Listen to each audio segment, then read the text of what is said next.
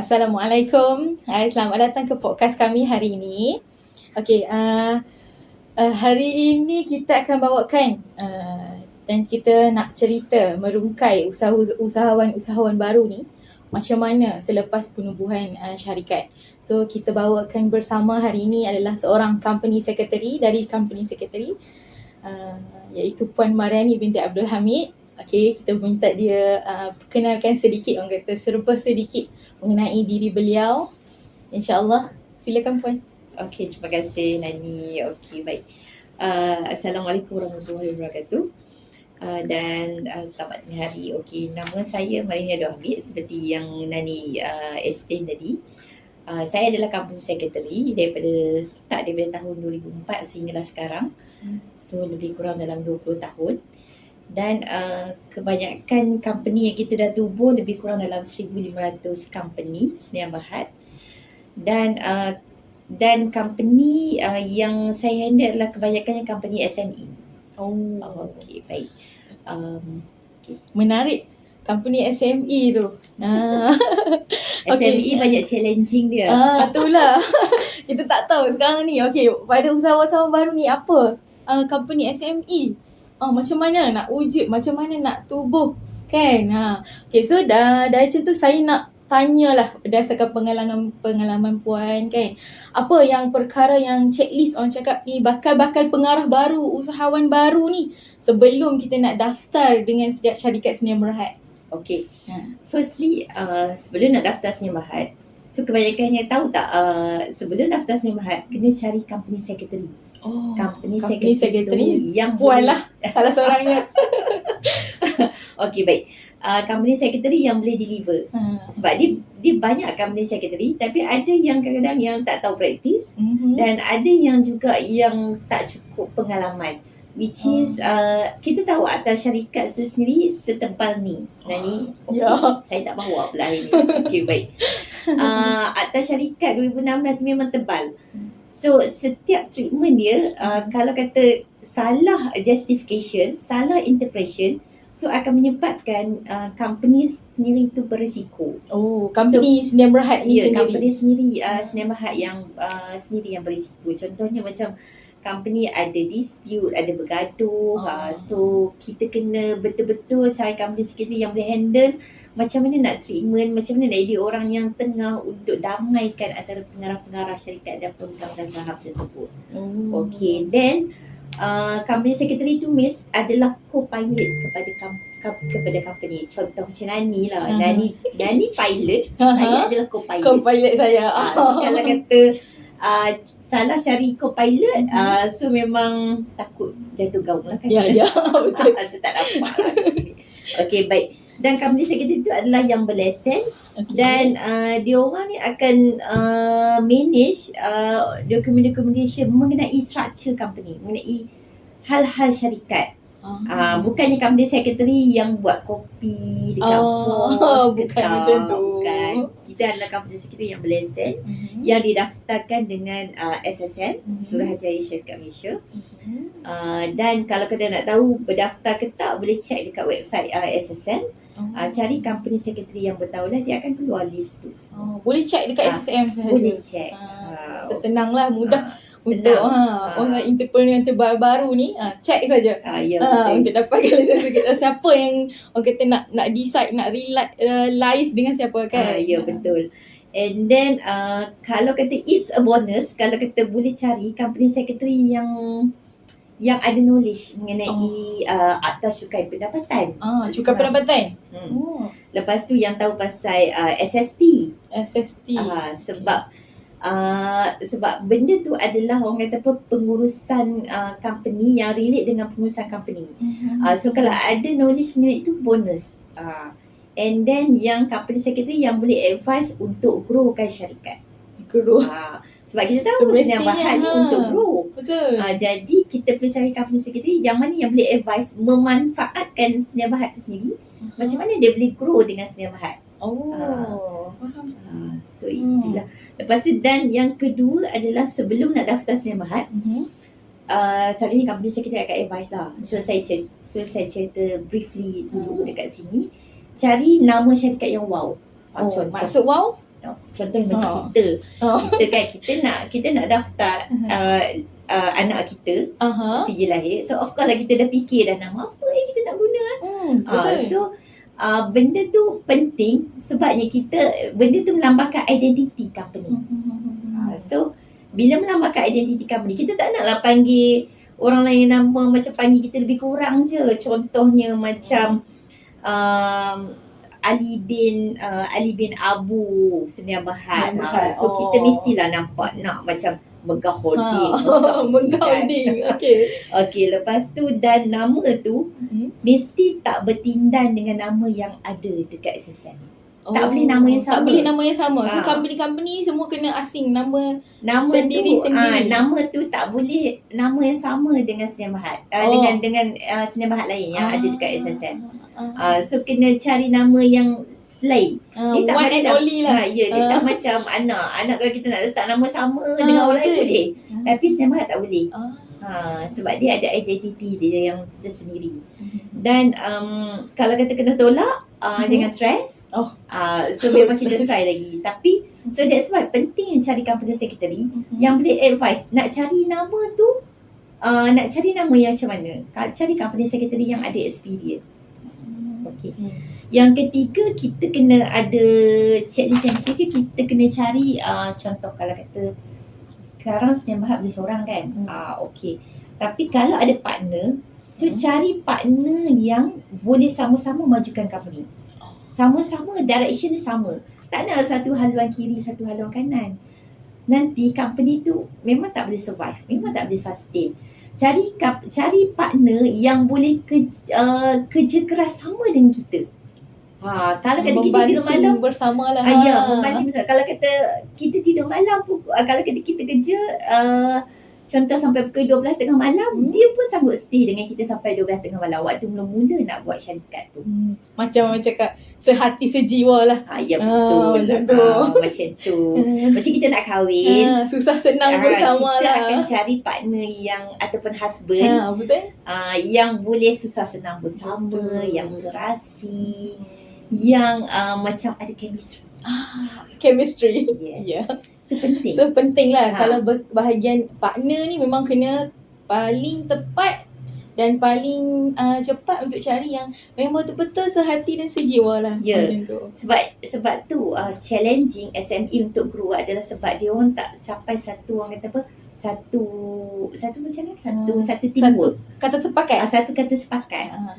So dia orang macam rasa macam tak orang kata apa, tak sefahaman. So company tak boleh ke mana pun. So pada awal tu, titik yang awal sekali tu. Betul. Sebab saya banyak handle kes yang director dengan shareholder bergaduh. So kita tak nak kan, bila bergaduh banyak kos yang terlibat. Nanti company pun problem. So daripada asset jadi liability. So banyaklah panjang kisah dia cerita. Apa yang kita cerita? Okay, so yang keempat adalah pasal modal berbayar. Of course lah bila kita nak buat company, so kita mesti perlukan modal. Betul. So bila perlukan modal, you kena decide modal apa yang, berapa banyak yang nak invest dalam company Senia Berhad. So kebanyakannya waktu tubuh syarikat, let's say lah kata tubuh syarikat, fees dia 2,700. So bila fees 2,700 itu adalah modal permulaan dalam satu company. Okay. Katakan selepas running, nak beli kerusi, nak beli meja, nak hire staff. So tambah duit, buka account bank, and then duit tu masukkan dalam account bank. Then daripada account bank tu, duit yang masuk dalam account bank adalah modal tambahan. So kena inform company secretary lah. Dan duit tu yang akan bayar kos-kos pentadbiran syarikat. Kos gaji pekerja, kos sewa office, whatever cost lah yang berkaitan dengan business. Okay, yang seterusnya adalah alamat bisnes. Kena carilah alamat. Kalau tak ada sangat alamat, katalah let's say kata puan, saya tak adalah alamat bisnes, saya tak ada lagi office. Boleh, sebab sekarang ni zaman teknologi kan, boleh sewa virtual office. Virtual office. Virtual office tu maksudnya kita sewa je alamat. Letak je dekat business kad kita tu, nama alamat virtual office tu. Tak adalah tulis virtual office. Let's say lah kata Megah Holding di Menara Avenue. Contoh macam tu. Kuala Lumpur. So nampak gah kan. So boleh sewa. Boleh virtual sewa. office. Serendah RM80 je. Oh, Setiap bulan. sangat Kalau rendah. nak pergi jumpa klien, pergi je lah jumpa. Tak payahlah nak masuk office, tak payah nak jumpa kat office. Jumpalah dekat mana-mana, Starbucks ke, kafe mana-mana ke. Sekarang itu adalah style business model yang terkini. And then yang keenam adalah jenis bisnes. So kena make sure bisnes apa yang you nak buat. Masa mula-mula buka tu kena tahu nak buat bisnes apa Ya, dulu. betul. Contohnya kalau kata nak jual baju, nak jual tudung. So kena letak dalam kod kod SSM tu, MSIC kod kita panggil. Oh, MSIC. So kita kena letak kod bidang apa yang kita nak bisnes. So kena decide. And then yang seterusnya adalah buka akaun bank. Dah ada syarikat, kena ada akaun bank syarikat. Jangan guna akaun bank personal. Nanti problem time auditor nanti. Nak audit. Kena ada satu Ya, betul. khas untuk bank Sdn Ya. Bhd lah. Betul.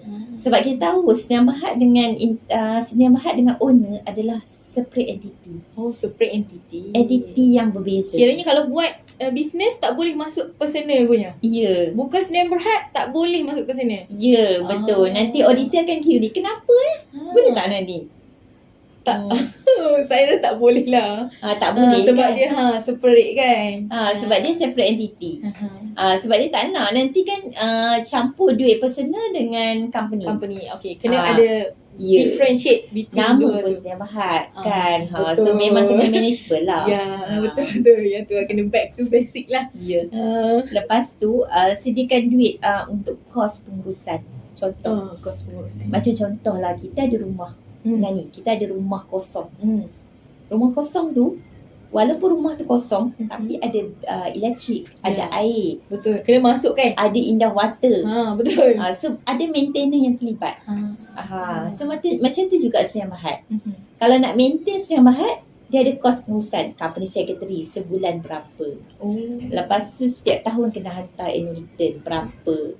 Lepas tu kos untuk auditor, kena hire auditor, kena hire accountant, kena hire tax agent. So 4 partis yang terlibat ni kita kena tahu kos dia. Sebelum nak tu tubuh salah Sdn Bhd, satu kos yang akan incurred lah. Ya, betul. Pasal mula-mula nak tubuh tu. Ya, kalau tak bayar kos tu memang akan kena saman, kena penalti dengan SSM. Penalti kita tak mau dengar tu. Kita tak berapa orang kata gemar lah kalau dah ada betul. penalti ni kan. Okey, sebabnya sebelum nak buat Sdn Bhd tu pergi jumpa company secretary, minta quotation dekat dia. Quotation maksudnya yang terlibat ni. Ya, Berapa kos pengurusan berapa ni? kos pengurusan ni. Kalau saya nak maintain company Sdn Bhd, kalau sale dalam 400,000 setahun, berapa kos yang saya kena bayar? Tak mahal Boleh ni. jumpa company secretary. Dia akan bagi macam tu. Ya, minta quotation dekat dia supaya kita lebih ready dengan Sdn Bhd ni. Kita dah faham. Sebab dulu kita business enterprise, kita maksudnya kita just ada daftar niaga, tak buat betul. akaun pun okey, tak ada siapa kacau pun. Betul. Tapi bila Sdn Bhd tak boleh. Sebabnya Sdn Bhd ni bisnes kita nak grow lebih jauh dan lebih besar. So that's why kita kena tahu kos-kos yang terlibat. Contoh macam nak bawa kapal terbang lah, kena ada pilot yang ada lisen. So nak ambil lisen tu. Nak ambil lisen. Lepas tu kena ada pramugari yang terlatih. Ya, betul. Kena Antara check kos-kos SOP yang dia tu. terlibat lah. Okay. Senang kita ada example kan. Ya, betul. Okay, then mengenai pendaftaran SST dan cukai tu, let's say lah kata company dah reach 500k, 500k setahun. Okay. Sale dia, kena register SST untuk company yang provide service dan inilah perkhidmatan dan jualan lah kan. Okay, yang tu maksudnya kita sebagai business owner, kita kena ready dengan benda-benda macam ni, checklist ni. Faham. So ingat tu macam ni. Okay.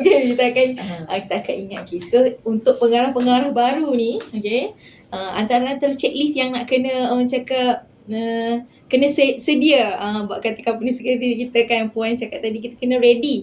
Antaranya macam mana kita nak, first kena lantik lah setiausaha syarikat, lepas tu kena cari nama kan Puan kan, yang orang kata orang akan ingat lah, senang macam tu, orang akan ingat lah nama kita ni.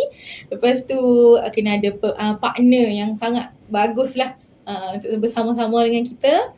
Dan adalah pendaftaran lah, SST semua tu kena orang kata kena ready dengan kos lah, apa semua untuk dalam penubuhan Sdn Bhd ni kan. Okay, seterusnya lah Puan, bila kita bercakap dengan pasal Sdn Bhd ni kan, ada satu lah yang bermain lah di fikiran saya lah kan. Apa pula persediaan ni sebagai seorang pengarah pula? Dalam menubuhkan syarikat Sdn Bhd ni, apa pula persediaan sebagai pengarah lah, contohlah saya sebagai pengarah. So apa yang Puan yang rasa perlu, maksudnya yang kena tahu sebagai pengarah, apa yang perlu dilakukan lah, macam tu. Okey, supaya tak menyesal kemudian. Ya betul, supaya tak menyesal lah, sebab macam tadi Puan cakap ada kena penalti lah, so kena cari kos-kos yang orang cakap ada menanggung, maksudnya bersedia untuk menanggung kos-kos kan. So macam mana kita pula persiapan kita sebagai pengarah ni? Okey. Macam tu. Okey, yang firstly saya tahu banyak kes yang saya jumpa kebanyakannya datang dekat kita minta kita tutup syarikat. Bukan setakat muka je ke? Company secretary pun boleh tutup syarikat. Okay. Kita baru tahu ini. Sebab dia banyak prosedur dia kalau nak tutup, nanti kita akan bincang nanti. Okey, baik. Selalunya kita kena buat homework beberapa bulan sebelum nak buat Sdn Bhd tu, kena buat homework. Yang first kena fahami apa tugas ataupun tanggungjawab pengarah syarikat. Okey. Yang pertama, nampak je, bukan orang kata apa, nampak orang kata jawatan director ni nampak macam wow. Macam saya syarikat ni. Saya pengarah syarikat. Pengarah ni. Tapi you tahu tak apa tugas pengarah syarikat? So you kena tanya dekat company secretary tu, minta dia explain apa tugas pengarah syarikat sebenarnya. Sebab tanggungjawab dia berat. Maksudnya dia terlibat dengan Akta Syarikat 2016, which is kalau dia tak mengarah syarikat dengan cara yang betul, dia boleh dikenakan saman ataupun compound. Okay. And then kalau kata pengarah tak buat kerja, let's say lah kata tak submit annual return, penyata tahunan, dia akan kena penalti. Siapa yang akan kenakan tu? Maksudnya SSM. Bukan sikit lah ni. Berapa? Satu penalti RM5,000 setiap pengarah. Ya Allah. Kalau kata company tu ada 4 orang pengarah, berapa banyak kena? RM20,000 masa tu. Nampak berat. Kalau tak bayar, kalau tak bayar tu memang kena naik mahkamah. Betul lah, sebab kita melibatkan akta kan. Macam Puan cakap tadi. Sebab saya ada satu kes tahun 2011, klien saya bapa dengan anak. Dua orang. Partner lah. Partner. Bisnes makin lama makin down. So memang tak mampu nak bayar kos pengurusan Sdn Bhd. And then bila pergi mahkamah, selalunya hakim yang bagi yang charge orang kata apa, untuk yang tak submit annual return ni, dia akan bagi satu kesalahan paling kurang pun RM1,000 lah. So waktu tu memang bapa dengan anak memang very survive dalam bisnes. So dia orang maksudnya bawa cukup-cukup RM2,000 sebab based on experience. So dia pergi tanya SSM based on experience. Okay, bawa RM2,000 cukup seorang RM1,000. Tapi kebetulan magistrate yang charge hari tu adalah magistrate dia waktu tu dia MC. Tukar pula magistrate lain. Dan bila dia tukar, bila dia baca akta tu kata okay paling maksimum RM50,000. So dia letak satu director RM2,000. Waktu tu anak kata kat bapa, okey bapa, tak apa, bayar dulu untuk bapa RM2,000. And then anak tu duduk dulu dekat kandang, kata apa, ada kan sebelum kita naik mahkamah tu kita macam ada duduk tempat satu tempat kan, IC kena bagi. Lepas tu bapa ni balik cari duit, pinjam duit dekat kawan-kawan. Dia kata kena bayar sebelum pukul 4 petang. Maksudnya kaunter pembayaran sebelum kaunter pembayaran tutup. Dan duit tu dapat juga, alhamdulillah dapat juga, tapi dapat pukul 4.30. Pergi kaunter dah tutup. Dan apa jadi pada anak tu? Anak tu Dah tak boleh bayar, so dia masuk penjara. Bayar penalti ataupun masuk penjara. So gagal bayar penalti, masuk penjara. So anak tu dibawa ke penjara, pakai baju orange, macam pesalah lain. Dan mak dengan ayah tu memang nangis lah kan, sebab tak pernah anak masuk penjara kan. Lepas tu the day esoknya, buka je kaunter pukul 8.30 pagi. Dia pergi dekat penjara. Waktu tu penjara pokok Osna. Pergi penjara, lepas tu jamin, bayar duit. So dia tolak lah, 1 hari duduk dalam penjara tu 30 lebih. So memang anak tu boleh keluar lah. Tapi sehari juga dengan rambut dibotakkan. Macam pesalah lain. Ya, betul. Kesalahan ni very serious ni. Bukan macam tu lah. Bukan, orang cakap bukan yang bila berhadapan dengan peranan pengarah ni sendiri kan. Kita pun tak sangka kan, kesalahan yang macam tu, tapi sebenarnya dia sangat-sangat serius. Nampak sangat remeh lah kan, bagi kita tak submit penyata tahunan. Tapi bila berkaitan dengan mahkamah ataupun badanan orang cakap kan, SSM ni memang akan serius lah benda tu kan. Sebab tu ada Sembahat ni orang yang betul-betul serius. Kena buat research, kena faham tanggungjawab pengarah. Ada setengah company sekali dia tak explain yang macam ni, tapi kita kena explain dia punya apa risiko dia, dan tanggungjawab. Okey. Dan yang kedua, of course lah, macam kita kena bersiap sedia dengan kos pentadbiran, kos pengurusan. Kena ada duit untuk bayar auditor, accountant, company secretary. Kena ada allocation tu. Tak mahal. Dalam contoh macam kalau ikut dalam 1% daripada sale, let's say lah kata sale dalam setahun dalam 100,000, 1% tu mungkin dalam 1,000 ataupun 2,000 macam tu. Kalau kata kena ada orang kita target siap-siap. Ya, betul. Selalu orang tanya, kan?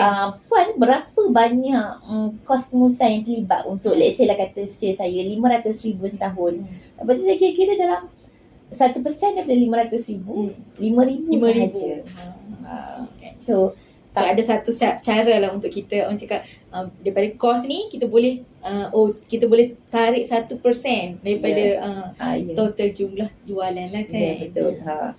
And then yang ketiga, buat rancangan kewangan yang kemas. Maksudnya lepas kita tubuh Sembahat tu, kita kena make sure receipt tu, waktu company secretary bagi receipt untuk penubuhan syarikat tu, waktu tu dah kena simpan dah receipt. Duit keluar hari pertama. Ya, betul. Hari pertama keluar duit. Ya. Kadang-kadang kita rasa macam betul. Rasa macam remeh lah, leceh lah. Nak kena simpan receipt pula kan. Macam tu. Kadang-kadang lah director ni. Tapi apa yang saya advise selalu, kalau kata ada beg yang tak guna, beg yang berzip, simpan je dekat dalam kereta, dekat celah yang driver punya kaki tu kan, dekat tepi celah tu. So dapat je receipt minyak ke, receipt apa ke, letak je receipt dalam tu. Tapi jangan lama. Yang menarik lah. Sebulan je, tak sampai sebulan, kena bagi dalam 2 minggu, bagi dekat accountant tu key in receipt tu, nanti hilang.